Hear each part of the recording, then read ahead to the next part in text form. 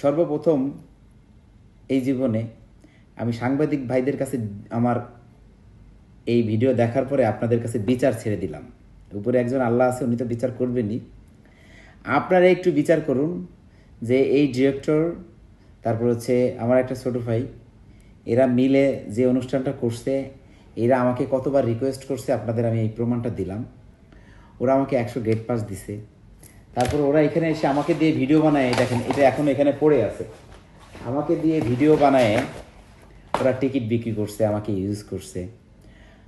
আমি ঘুমায় রয়েছি, আমি কোনো অনুষ্ঠানে যাই না, আমি একজন বিজনেসম্যান। আমাকে রাত্রে 9টার সময় ফোন করে বলতেছে, ভাই 6টার অনুষ্ঠান শুরু হয়েছে, আপনি এখনও আসতেছেন না, আমাদের অনুষ্ঠান শেষের পথে। কিন্তু আপনাকে যারা ভালোবাসে দর্শক সবাই বলতেছে আরাফ খান ভাই কই, আরাফ খান ভাই কই। তো আমি যদি না যাই আপনাদের অনুষ্ঠান নাকি বিশৃঙ্খলা সৃষ্টি হচ্ছে, সবাই নাকি আমাকে দেখতে চাচ্ছে। আমি আপনাদের রিকোয়েস্টে গেলাম, আপনারা আমাকে এত অনুরোধ করে ওইখানে নিলেন। কই যারা এই অনুষ্ঠানের আয়োজক, তারা তো সাংবাদিক ভাইদের সামনে, যখন সাংবাদিক ভাইরা আপনাদের কোনো প্রশ্ন করছে তখন আপনারা দৌড় মারলেন কেন বলেন?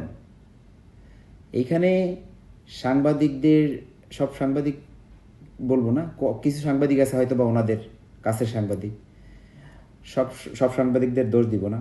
এখানে দোষ হচ্ছে আয়োজকদের। এখানে আপনারা অনেক বড় বড় মানুষকে দাওয়াত করছেন, কনসাল জেনারেলকে দাওয়াত করছেন, রাষ্ট্রপতির ছেলেকে দাওয়াত করছেন এই অনুষ্ঠানে।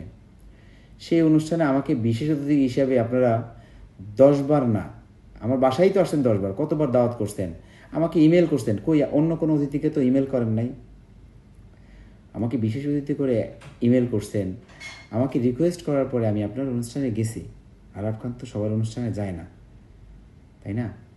তো আপনারা যারা এই যে কর্তৃপক্ষ, যারা এই অনুষ্ঠানটার আয়োজক, আপনাদের মানে শাস্তি হওয়া উচিত, আপনাদের শাস্তি হওয়া উচিত। আর আপনারা ভালো হয়ে যান। বাংলাদেশ থেকে এইভাবে খারাপ মেয়েদের এনে আপনার নামে এর আগেও মানে বাজে কথা শুনেছি, এই ঘটনা হওয়ার পরে শুনেছি। এর আগে শুনলে আপনার সাথে মিশতাম না। আপনি এর আগেও মালয়েশিয়া গিয়ে, ওমানে গিয়ে বিভিন্নভাবে বিভিন্ন অনুষ্ঠান মেয়েদের নিয়ে পাচার করছেন, নারী পাচার করছেন। ডিরেক্টর সাহেব আপনারা বলতেছি, আপনারা এইভাবে নারী পাচার করছেন এর আগে বিভিন্নভাবে বিভিন্ন দেশে গিয়ে, মালয়েশিয়াতে গিয়েও নাকি আপনি জেল টেল খাটছেন, ওমানেও জেল খাটছেন, যেটা মানে সংবাদে বলতেছে, বাংলাদেশের সংবাদে।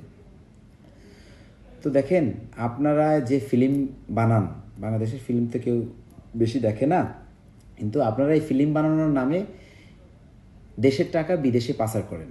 ভালো হয়ে যান, ভালো হইতে পয়সা লাগে না। কোনো একদিন যদি আমি আসতে পারি বাংলাদেশ,